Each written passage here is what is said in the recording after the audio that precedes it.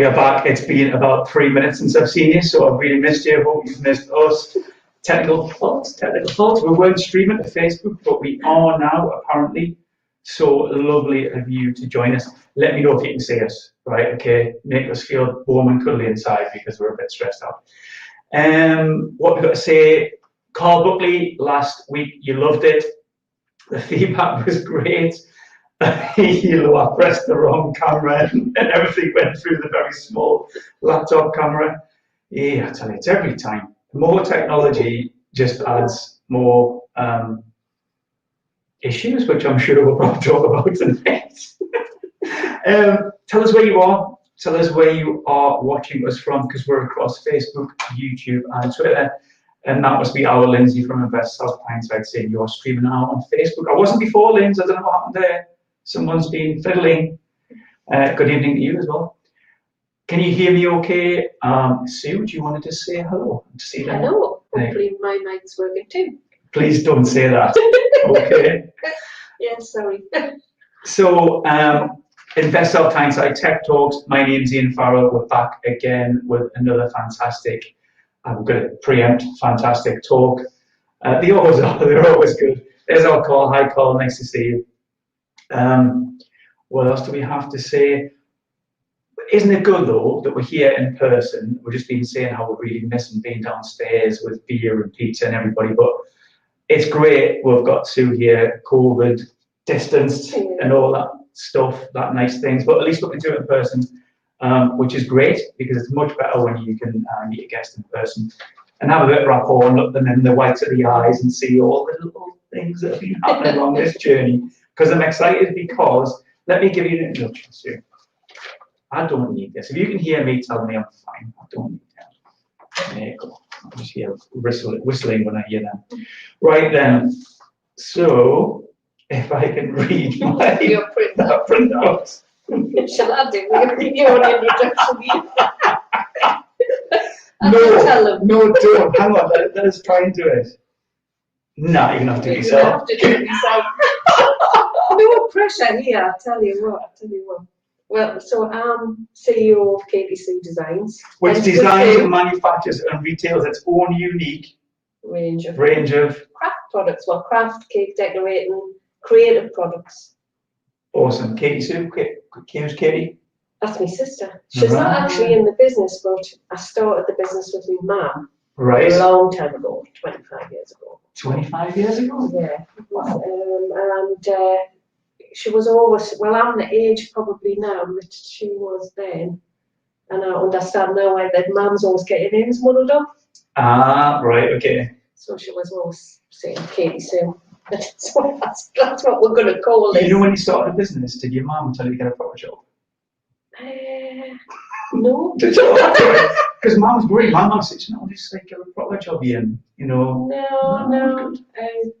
Well, the start of my business was a bit of a funny journey, I suppose. So I actually started it because to give me mum something to do. I was actually already self-employed. Right.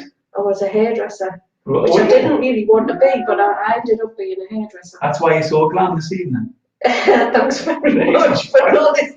Could have done with you before.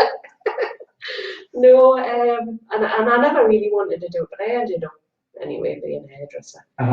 And long story short, my brother, who was only 22 or something at the time, he got attacked, and he was like really, really seriously ill, life support for 10 days, all the rest of it, and he had to, in his recovery. My mum was overcompensating for everything, and I said to her, look, you've got to do something. And she's been the creative one. She's been the typical crafter, knitter, sewer, you name it, everything. And I said, well, get back to a hobby. You've got to let him go and develop all of these skills again. And she said, okay, and then she went to the library because she's a big library fan. Came back with this book, which had a doll on the front of it, and the doll was holding a miniature doll, like a miniature doll. And she said, I want to make that miniature doll. And I'm like, no, not wool, it was porcelain. Wow. Yeah, and she was like, I'm going to make this porcelain doll. It was like a little Victorian thing, and I was like, okay. And in the back of this book, there was a supplies. You could buy the supplies from London. Ah, right, okay. So, in encouraging my mum to do that, she ended up, there was like local exhibitions and things like that, you know. And she had about 30 of these dolls all already made. They were all bold. And she said, well, you're a hairdresser. I was like, this doll's head's like big, you know. And I'm like, okay. Anyway, it turns out I'm pretty good at that. I'm better at that than I am being a hairdresser. Don't say you took hair off the floor from the salon and stuck it on dolls' heads. That would be weird. No. It was totally out of scale. There's more hair. It was fine more hair. Right. Anyway, so I encouraged her. We did an exhibition, supported her. She sold out, and we ended up being. We made them. I said, well, if we're going to do this properly, we'll turn it into a business. Right. Started on a kitchen table. Cool. And ended up selling them into 28 countries. So yeah, we're out really, really good.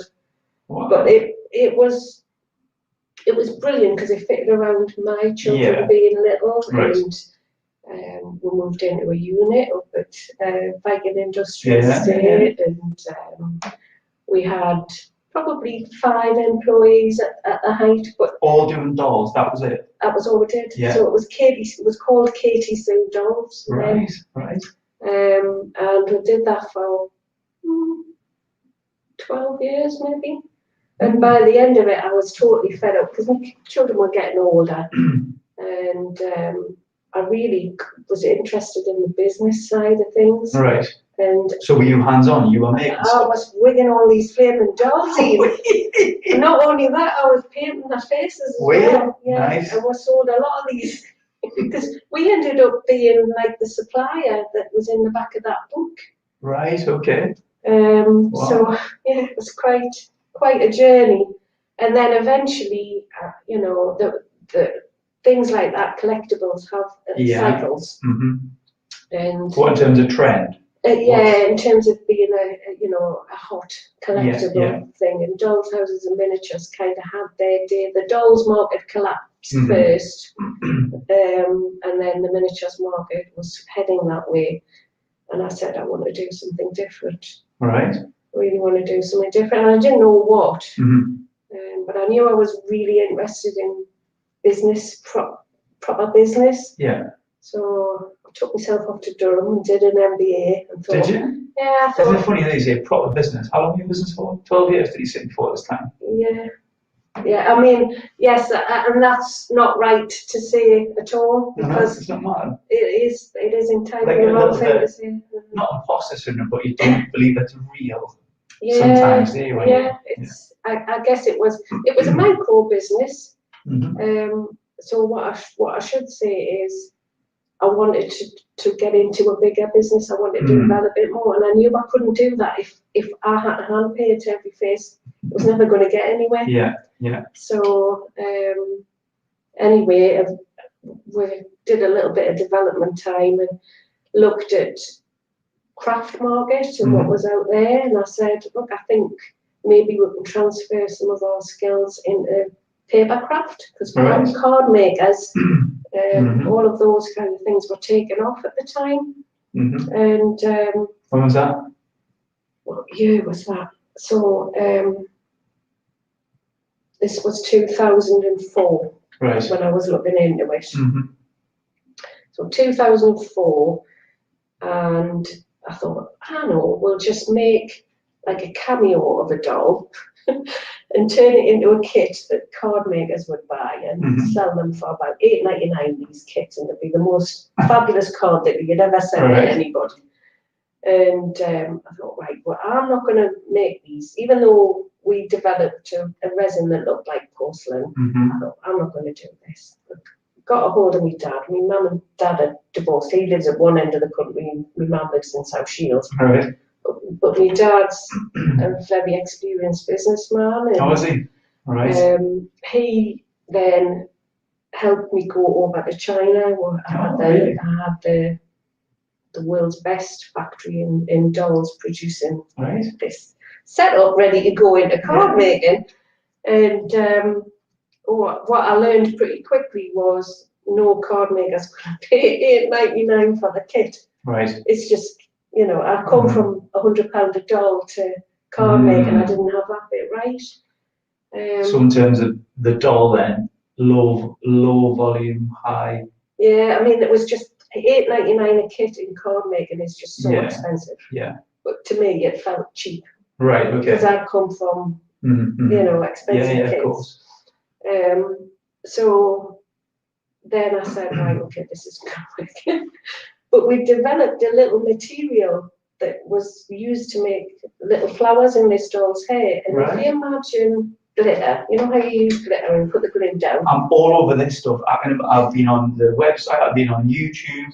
I'm a flower pro now, I'm into cakes. Yes, you know I can imagine glitter, right? Carry on. Well, we had this glittery substance, but it wasn't shiny, and it was called, we named it Flower Soft in the end. Right. And you use it in the same way. You would put your glue down, sprinkle this on, and what you would get on your paper would look like a sprinkle of miniature flowers. No way. And that was just like mega popular. And that just drove us into the craft industry and paper crafts, where we ended up with a business in the United States and distributors all over the place.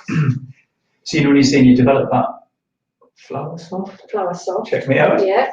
Was that here, or did you I had that made in China. So is that like a JV you did with people, or was it like no, a recipe? No, but he, Mr. Wei, he set his own business up out there, and over the years that I went over there, you would see pictures where he was getting into a bigger factory in his, you know, supporting his family, and you know, it was a great time. So you both win it. We both won, we both won it. It was brilliant, and just one of these really super trending products. But like all things like that, of course, they have their moment, and things move on. And we just looked at, we developed other paper craft type of products, and then we looked at, well, how can we take the creativity of the team, and we were still pretty small, so I think we were about variable between 12 and 18 people across that time period. And you had your MBA in your back pocket by now? I did, yes, I did. So part of that MBA then was that, did you have to do something like a project or start a business or a new revenue stream and you picked that up? No, it was quite funny because at the time, of course, I was the micro business with the dolls, and everybody else was sort of Procter and Gamble. Were you the doll lady? And I was a doll. So I think, but I'm quite proud of myself for doing that, because when you started off, there's a lot of people join it and there's not a lot finish. Yeah, it's a good point. Yeah. So I was quite pleased with myself for doing that. So there's been, come fast forward to now, because you've moved quick.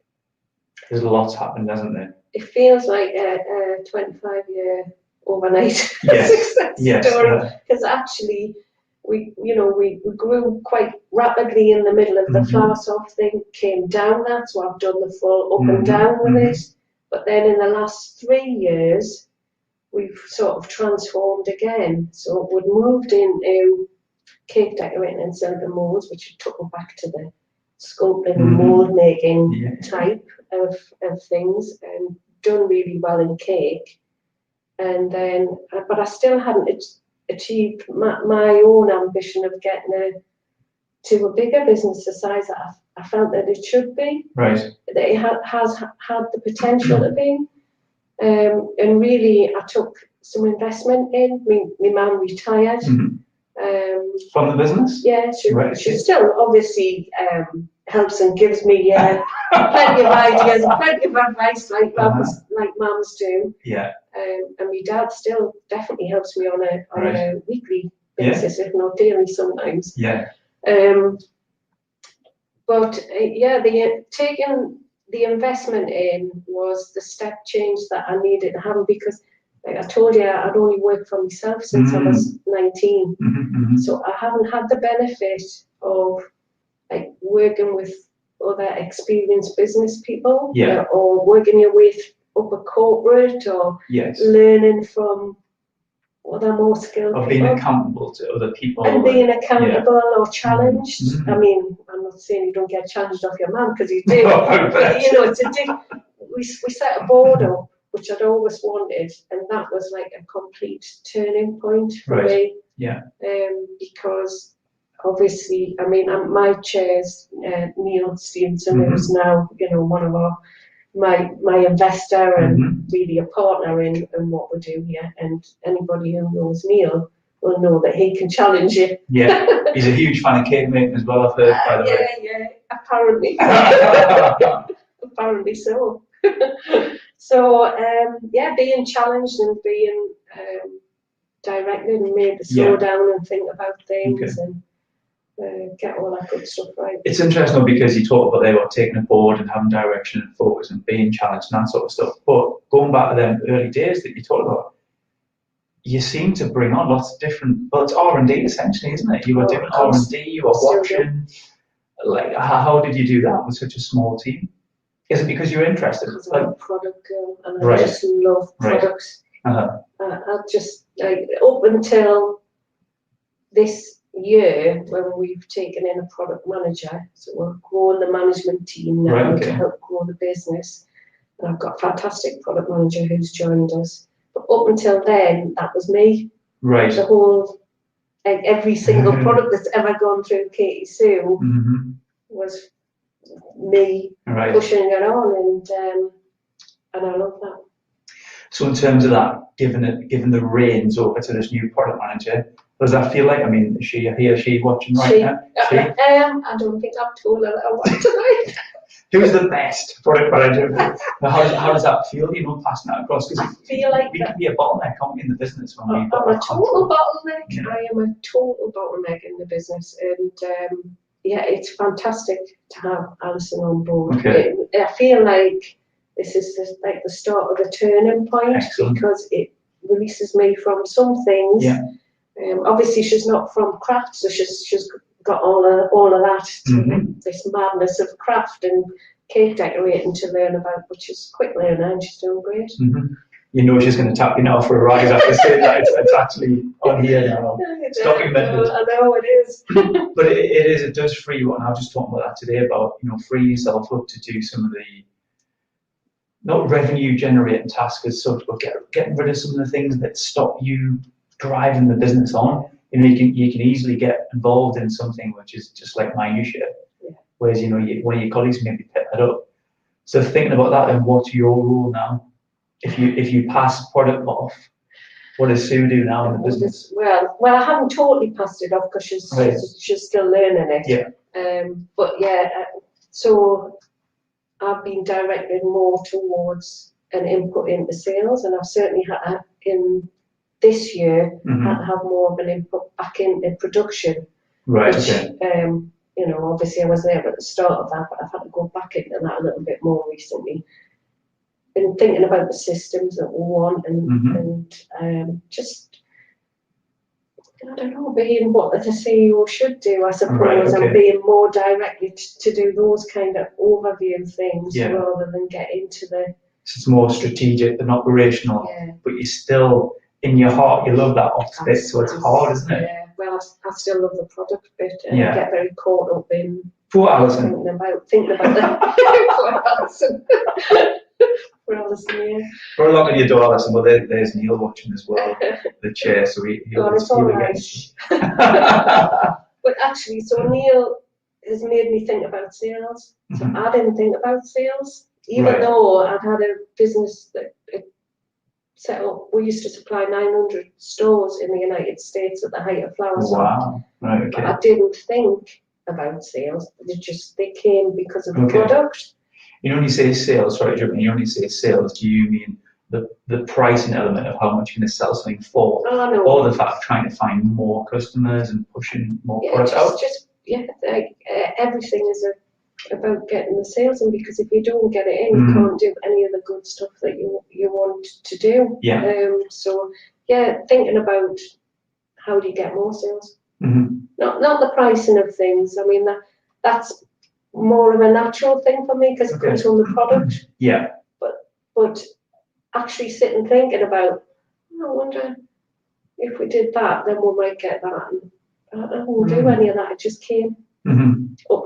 And since the change of focus, I mean, Cathie Sue in the last 3 years is at least 4 times the size it was. Wow. Yeah, that's the difference. Well, what I did notice online is that there's a real social media support there. You go onto the website and it's got, I mean, I am a pro and a flower pro, a cake, but each one has its own like Facebook page or Facebook group. And when I look into them, it's like tens of thousands like this and 22,000 subscribers on YouTube.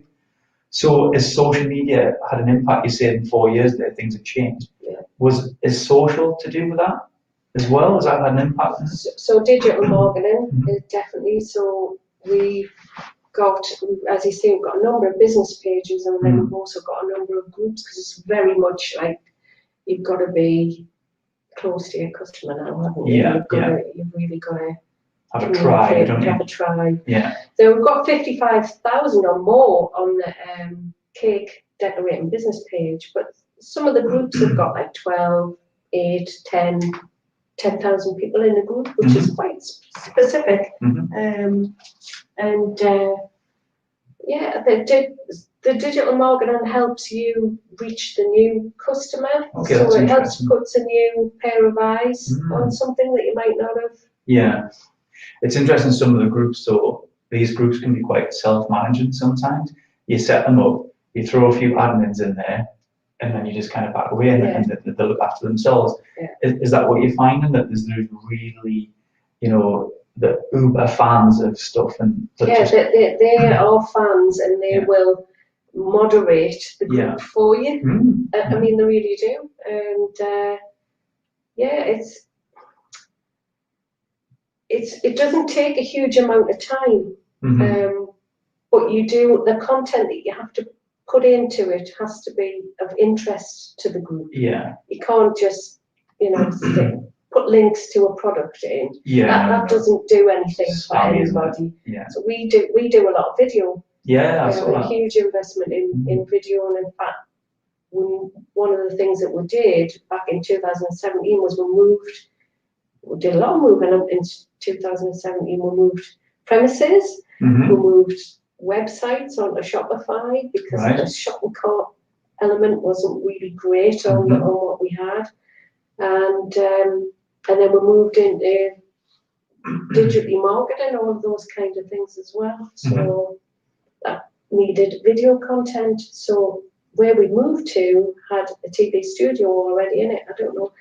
This area, people probably remember Jag Productions. Right, yeah. And so we went into their premises. I see, okay. And so we've done a lot of, and I had done filming in there with Gillian and John before. So it was amazing to be able to go in there. So are you doing the filming stuff? Yeah. You come on. You're all over the shop. How many hats are you wearing here? Oh no, sorry, me personally. No, I'm not on camera. I was to see. No. We've gone from being really strategic, now you're in there. No, I thought you meant Cathie St. Yeah.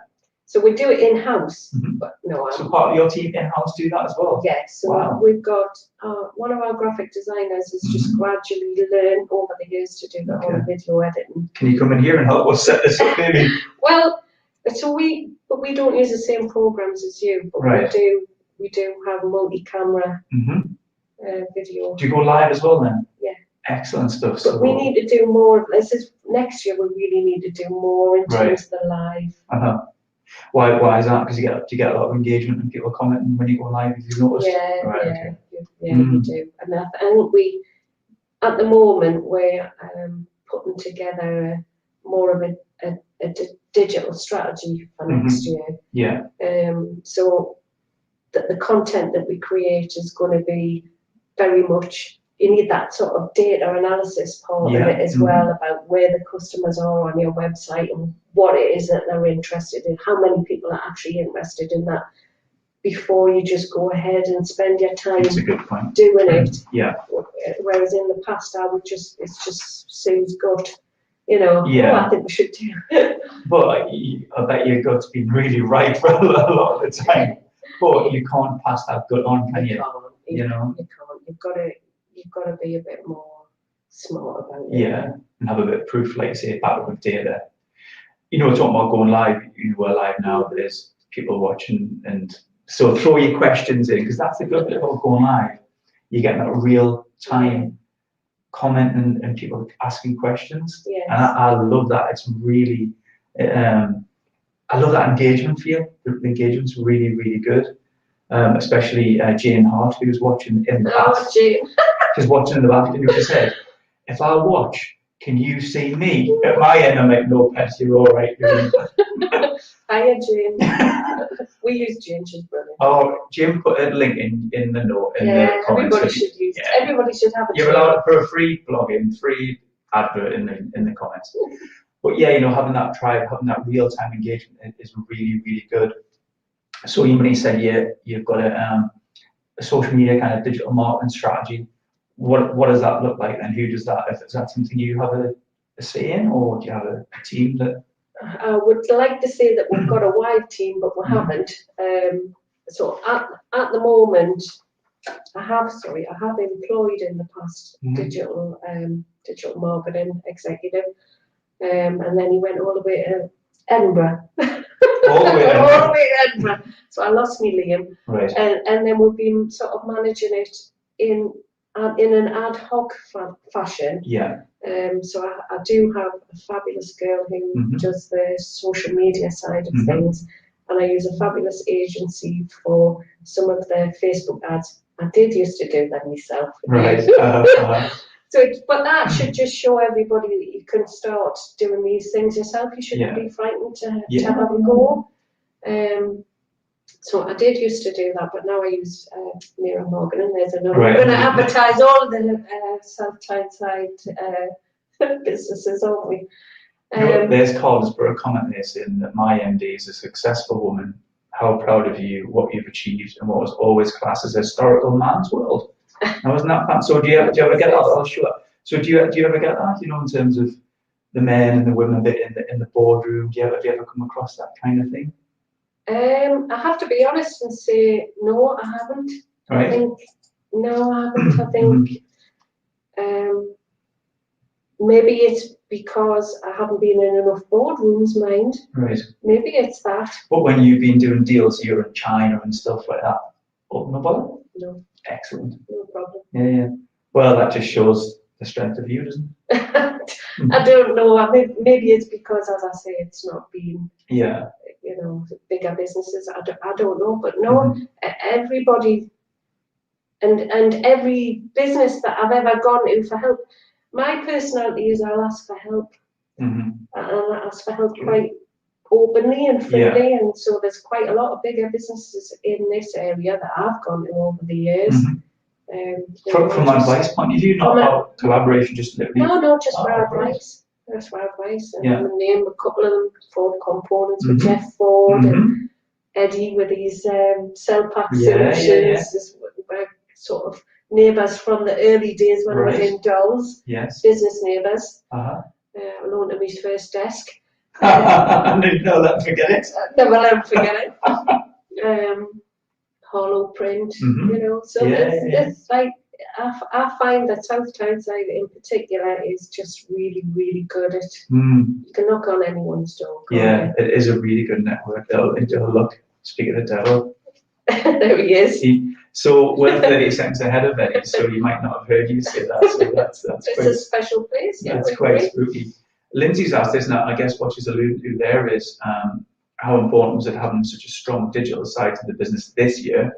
Obviously, it's been a tough year in terms of pandemic. So has online for you really increased with people not working and just crafting? And yeah, I mean, what I would say is I think the pandemic accelerated what we were already doing anyway. I think that we've been on a digital journey for the 3 years. I mean, how I got in touch with Neil was to ask his advice. Okay. So there you go. There's another one. Yeah. To freely just said, oh, I'll come and have a chat with you. Was about digital marketing. Like, how do I get the right people in here to bring this forward? I know this is the future, and if I don't start getting this right, where am I going to be? And the first things that were tackled were, as I say, moving the website. Obviously, we started with Facebook, but we really invested much further into that. And then there are other sort of digital things. Not everything is perhaps what you think in terms of e-commerce. If you think about the big changes that happened because of the pandemic, which Lindsay was asking specifically this year, well, we did some membership sites. So right at the height of the pandemic, my fears were, okay, I don't know how long this is going to go for. I don't know if Royal Mail's going to be shut. I don't know if I'm going to be allowed to have anybody into the manufacturer, because we do actually manufacture the products now here. And I thought, what are the things that won't require any of that? There's only digital things. So we set up a membership site for Flower Pro. So obviously there's a lot, tens of thousands of people who bought a Flower Pro product. Right. And they're fans. So if they're fans, maybe they want like an expanded learning experience with Chef Nicholas Lodge, who's behind that product range. And so we built this in a matter of weeks, really. Wow. And we had a couple of hundred people sign up within the first few days, really. Right. So for a paid for site? For a paid for site, £150 a year they pay. So fantastic. So and they get really good quality content, which is partly Facebook Live, right, but also held in this membership site library that they can view back on it. There's downloadable materials. There's all sorts, and of course access to Nick and early access to product launches. Right. Good stuff. So we did that. We also did some digital products themselves, which were just digital downloads. We put quite a lot of effort into that, and then we just got super busy. I mean, it's just been, I can't tell you how hard the guys at our place have worked. Because I thought, we're going to calm down now. I'm going to have time to think and, work out a few things. Mental. So basically then, productions ramp up, orders came in. With less people. With less people? Yeah. Wow. Because we had, to enable safe working distances. Of course, right. We had to have people at home. We had a lot of people who were in the office, but they're still not there now. They're still working at home. Are they? Yeah. So I mean, I've got a team in the office now, but it's nowhere near the full team in the office. So did you do like shift working or anything with the production team? What did you do there? No, we treated them as little families, because there's actually, we acquired a laser cutting business in South Shields, Acrylic Craft. So they're in a separate unit, and we've kind of got another 4 units that are all right next to each other. Right. So what we were more concerned about was keeping the minimum number of people in a unit or a family. And not having them travel around from unit to unit. So at the time, we were fortunate enough to have 2 people who lived together in the acrylic craft part of the business, and 2 people who lived together that could work in the warehouse. Right. So those 2 absolutely got worked to death because they were quite safe. They didn't need to be distanced from each other at all. And we were just very lucky that we were able to keep people separated. But keeping everybody informed who wasn't there, well, that's where we came on to Facebook Workplace. We actually still use that. It's been such a in terms of communicating with each other, like yes. Is it a board or something? It's just like Facebook. Right. So when I was thinking about how to do it, because there was like Teams and all of it. There's a lot of things out there. Yeah. But I have, in the production side of things, people who don't have work email addresses or not necessarily used to using even email regularly. But everybody's on Facebook. Yeah. So I chose Facebook Workplace because it was very intuitive. It's just exactly the same. Right. It allows you to set up groups. Right. So we've got working groups on all sorts of things, and I have like a company announcements group. Excellent. Where we could put a company-wide things go on there, and we could do live video. Do all sorts of things. It's good. Thinking about that, you know, that bit where you sort of said you thought about the Royal Mail might not be here, and it sounded like you had to move quickly. What did that look like? Did you get everyone together? Did you say, right, what we're going to do here? Can we do any R&D? Can we bring in new value props? What did that look like? What did it look like? Did you press like a button and like alarms flashed and everyone rushed in like, right? No, the very first thing that we did, sort of in the run-up to it, was about here's like DEFCON 3, you know. Here's the stages and of what we're going to do to keep you safe.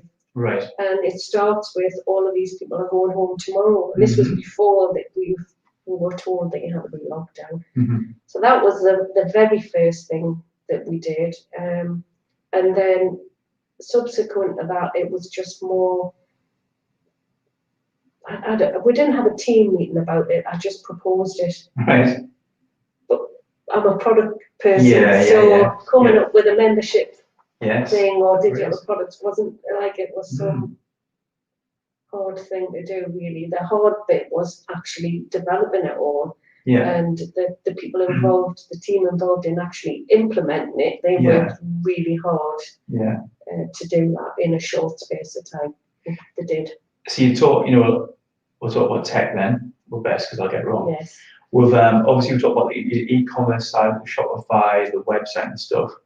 You know, Facebook Workplace, things like that. What about the production side then? Did you bring in an ERP system or a stock control, production control system because things had ramped up? Yeah, so with the Acrylic Craft side of the business, we inherited with that because all the team came over to Cathie St, and they're still here. Brilliant people. Excellent. And in there was a developer because their production system is actually quite bespoke to them. And there was a bit of challenge between how we had office staff remotely working on the customer side and the invoicing side of things and getting that to the warehouse side and then tracking where we were because we didn't have the team leader in the warehouse at the time. We had two people who could safely work together. So so in doing that, we got Graham to build us a bit of bespoke software, which would take the orders from the system that we use and put it into it was a dispatch system really, and it meant that customer service who was in one house and invoicing who was in another house, and they could all sort of track where they are with it. And we took that on a bit stage further recently because we've done something with production in that as well. But early next year, we're interviewing at the moment for a logistics manager. Right. Okay.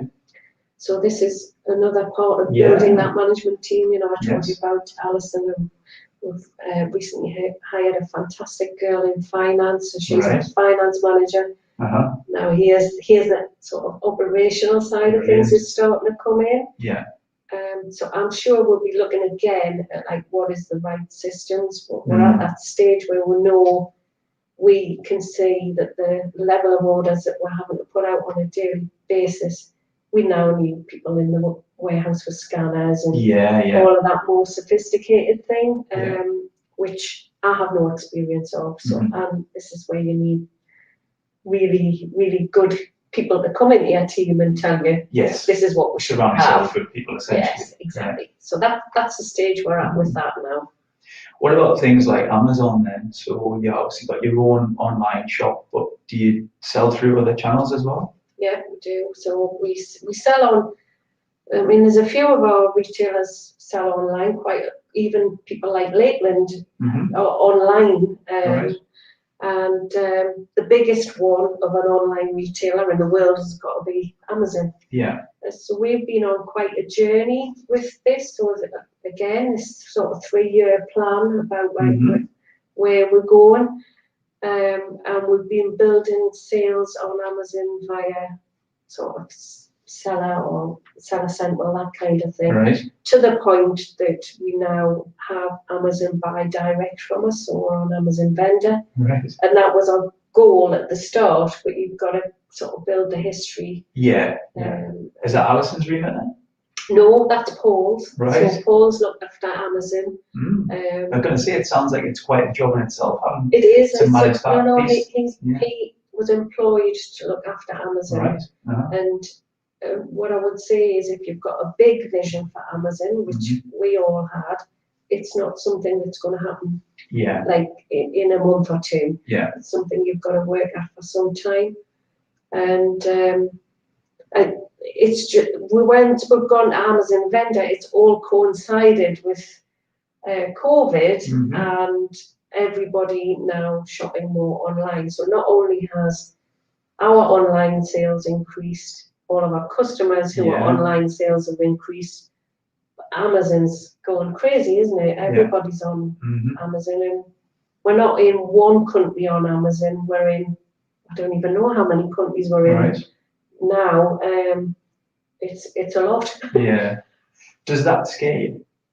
No, it's exciting. Is it? Yeah, it's You exciting. know, when you move, I'm going to ask Sue any questions at all. I'm going to put this little banner on here while I ask you this question. Right. Is that lovely though? You know, when you moved recently, did that not scare you when you thought, oh, going to move into a big place? Well, we haven't quite moved into it yet, so we're in there. We've got an eye on it. We're quite far down the path, but we're not totally. We haven't opened the garden gate at the end of the path yet. Right. But no, that doesn't scare me either. It feels right. Feels like we're going to a good place. We can't. When I took the investors in, and I'll go back to mentioning Neil again, my vision for the business was we should be a £5 million turnover business. Right. Because I knew that was doable. I didn't quite know how to get there on my own, I have to say, but I knew that was doable. And immediately his vision was, no, it's at least 10. And every time I get near to say that, he starts moving up because they've got a bigger vision than me. And I know that you can't reach these things being in 5 separate units, which we are now. Even though it's been so helpful with the pandemic, we can't fit everybody in. Right. We can't grow anymore. We just started to manufacture our own printed products as well, our own paper craft products. So we've got an investment into that in August. That's a whole new area of manufacturing that we hadn't done before. And that's just gone brilliantly. Amazon's buying a lot of them. Right. Fantastic. And there's not enough room. Yeah. Not enough room to do it all. So, what happened? Where you going? I can't tell you. You'll have to get me back. I'll come off live. I'll find out. I'll put it in the comments later. Don't worry. You have to watch this space. You know, you're talking there though about vision, and you're right. You know, you might say, my vision is to have a 1 million, to 5 or 10. Yeah. Are you now? Is the no limit in your vision? No, I wouldn't say that. Right. I wouldn't say that. I would say that I have seen how doing the right things and getting really good experienced people in your team can rapidly take you along somewhere that you thought was going to take you a long time. And suddenly where my top line was is like, oh, I'll probably be there in 12 months, 18 months. I don't know. It's so now it is obviously easier to think, yes, I'm going to get to 10 million. Yeah. Why wouldn't I? Yes. But you know, I don't have a personal ambition to be millions and millions and millions of. It isn't.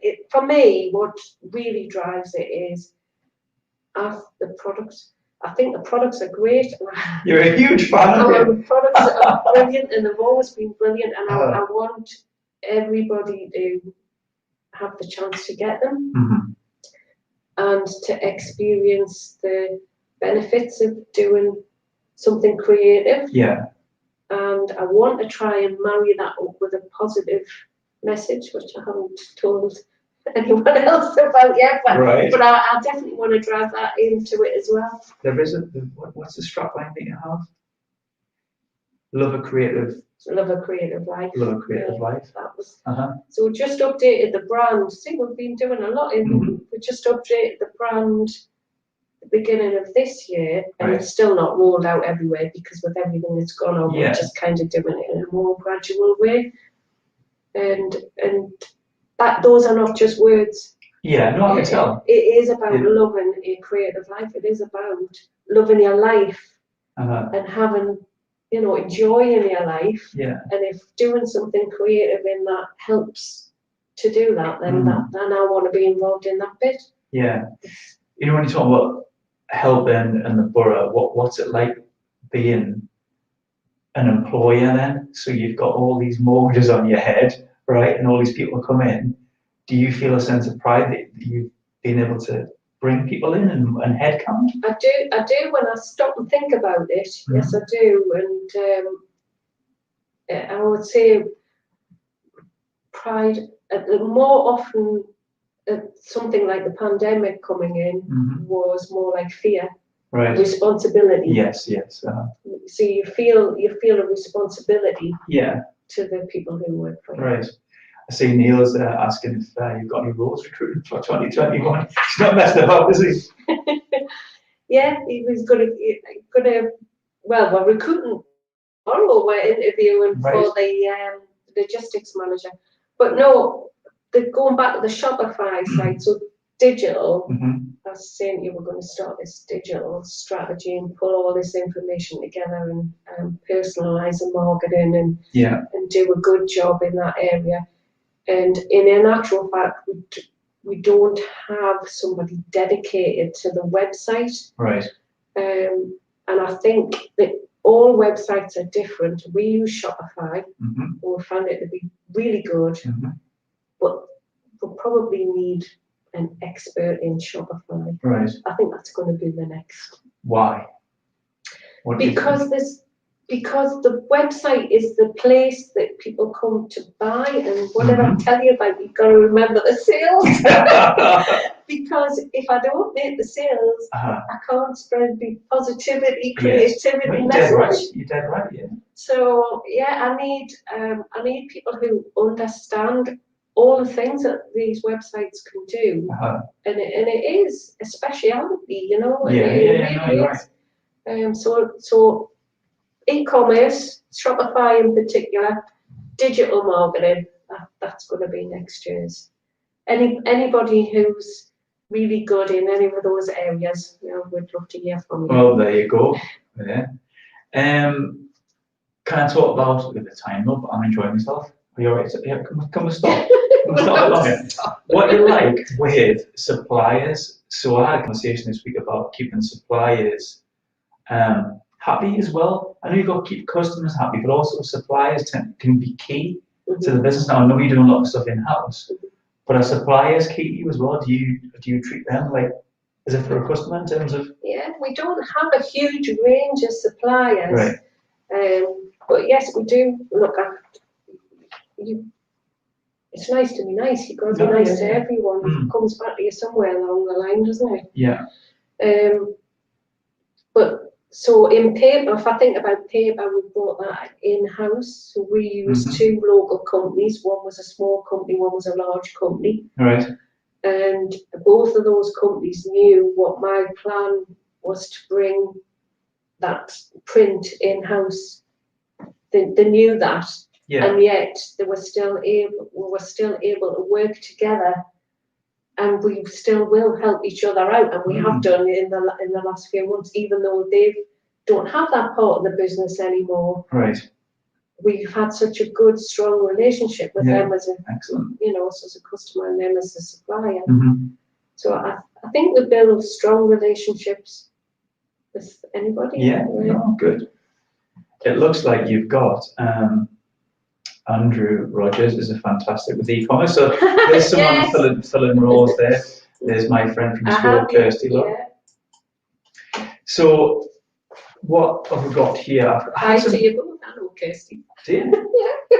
Would you believe we were in the same class together? Really? What do you mean, really? I've got some questions for you. Yeah. All right. Even though I've been asking you questions all night. What's the best thing you've ever made? Oh, yeah, it's hard. I've got to say flower soft though, haven't I? Because it took, that was the thing that took it into being a product that I didn't handcraft. So it has to be flower soft. You're a craftable, aren't you? No, I'm very creative. No, but like back in the day when you first started doing all the porcelain dolls and stuff. No. How did you end up?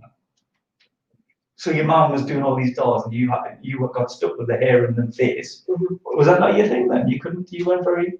So I am not a crafter, right? And I'm not a maker. And I think today the younger people don't call themselves crafters. Well, all them questions are out the window then, aren't they? They're all crafty questions. Well, you can ask me.